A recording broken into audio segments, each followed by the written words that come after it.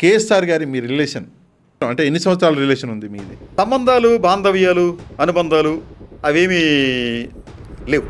ఒక చిన్న మాట మీ జీవితాన్ని మార్చేసింది సార్.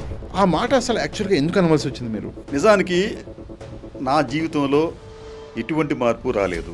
సరే, ఈడేదో చెప్తున్నాడు, ఎందుకు రాదు, అంత గొడవ జరిగింది కదా అంటారు. ఎంత గొడవ జరిగితే నాకేంటి? ఆ రోజు మీ అరెస్ట్ అనేది జరిగింది. మీ అరెస్టు, కేఎస్ఆర్ గారి అరెస్టు, ఈ రెండు అరెస్టులకి అసలు కారణం ఏంటి? వెనకాల బ్యాక్గ్రౌండ్ ఏంటి? అంటే మీరు అన్న మాటే కారణమో వేరే ఏమైనా కారణాలు ఉన్నాయా?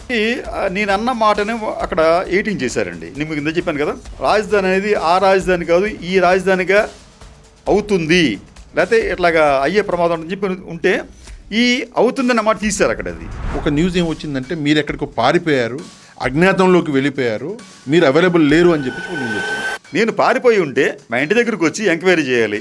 సీసీ కెమెరాలు ఉంటాయి కదా చుట్టుపక్కల, వాళ్ళు వచ్చిన దాఖలాలు ఏం లేవు. మా ఇంటికి వచ్చి ఒక నోటీస్ పెట్టిన దాఖలాలు లేవు.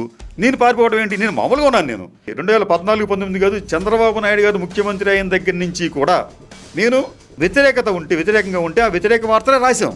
బట్ ఇదే విమర్శ, ఇదే వ్యతిరేక వార్తలు జగన్మోహన్ రెడ్డి గారు ఉన్నప్పుడు రాశారా? జగన్మోహన్ రెడ్డి ఉన్నప్పుడు కూడా రాశామండి. అది కానీ అవి మీకు కనిపించట్లేదు. అంటే మీరు ప్రభుత్వాన్ని ప్రశ్నిస్తున్నారు. వ్యవస్థను సార్, ఆ వ్యవస్థ ప్రభుత్వంలో ఎవరుంటే వాళ్ళని నేను ప్రశ్నిస్తాను. ఎవరేమనుకున్నా ప్రశ్నిస్తాను, ఎవరేం చేసినా ప్రశ్నిస్తాను. ప్రశ్నించడం అనేది నేరం అని చెప్పి మీరు భావిస్తే, ఎవరైనా భావిస్తే ఆ నేరం పదే చేస్తాను తప్ప ప్రశ్నించడం మానను. ఈరోజు ఎవరైతే అమరావతికి భూములు ఇచ్చారో రైతులు, వాళ్ళకి తీసుకెళ్లి చెరువులలో ఇస్తున్నారు అని చెప్పేసి అంటున్నారు. దాని గురించి ఏమంటారు మీరు? రైతులు ఇవ్వకపోతే వాళ్ళని బెదిరించారు, మీరు ఇవ్వకపోతే మేము బలవంతంగా లాక్కుంటాం అని చెప్పి. ఓకే, దానికి కూడా కొంతమంది రైతులు అంగీకరించకపోతే వారి యొక్క పొలాల్లో ఉన్న పంటలను తగలబెట్టారండి. పంటల్ని తగలబెట్టారు అంటే మోదీ గారు ఒకసారి ఒక మాట అన్నారు సార్, నాకు గుర్తుంది. పోలవరానికి సంబంధించి అన్నారు, Polavaram is an ATM for Chandrababu Naidu గారు అన్నారు. అయితే ఇప్పుడు కొంతమంది ఏం భావిస్తున్నారంటే Amaravati has become ATM for Chandrababu Naidu గారు అంటున్నారు. ప్రజల్ని పెడదో పట్టించడానికి ఏం చేస్తారంటే ఈ మంత్రులను బలిపోసం చేస్తారు. మంత్రుల పనితీరు బాగుండలేదు, ఎమ్మెల్యేల పనితీరు బాగుండలేదు, మరి చంద్రబాబు నాయుడు మంచి జరిగితే చంద్రబాబు నాయుడు గారు, చెడు జరిగితే మంత్రుల మీద. జగన్మోహన్ రెడ్డి గారు జగన్ 2.0 అని చెప్పి ఒక వర్డ్, రెండవది ఇవాళ బాగా నడుస్తుంది, అది రప్ప అని చెప్పేసి. ఏంటి సార్ ఫ్యూచర్ ఏముండబోతుంది?